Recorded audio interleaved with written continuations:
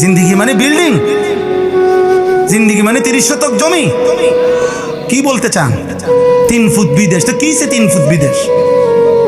ছেলেটা ইটালি থাকে তো কিসে? ইটালি তো বহুত মানুষ জন্মও নিছে। আপনার ফুট তো 28 বছর বয়সে না গেছে ইটালি, যাতে ফইলে তো ইটালি। হ্যাঁ, যাদের জন্ম ইটালি, যার 14 গোষ্ঠী ইটালি, তে তো আরো বড় কপাল। আমনের যদি ফুট ইউরোপ থাকাতে আমনের কপাল এত বড়, ভাগ্য আমনের কপাল। তাইলে যার বাপ দাদা জন্মসূত্রে ইটালি ইউরোপ, তার তো পুরাটাই কপাল।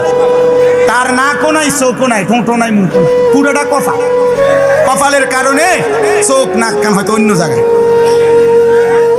পাগলামি করেন মিয়া, আমি বিদেশের বিরোধিতা করছি না, ইটালি হারাম বলছি না, ইউরোপকে হারাম বলি নাই বেটা। কিন্তু এক মুসলমান, এক ইমানদার আপনার জীবনের সফলতা, আপনার জীবনের সার্থকতা, আপনি টাকা সম্পদ বিদেশ বিল্ডিং দালান ব্যবসাকে বললেন কেন?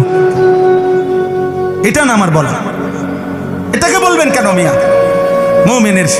মুমিনের সফলতা আখিরাত, মুমিনের সফলতা জান্নাত, মুমিনের সফলতা ডান হাতে আমল নামা, মুমিনের সফলতা জাহান্নাম থেকে মুক্তি।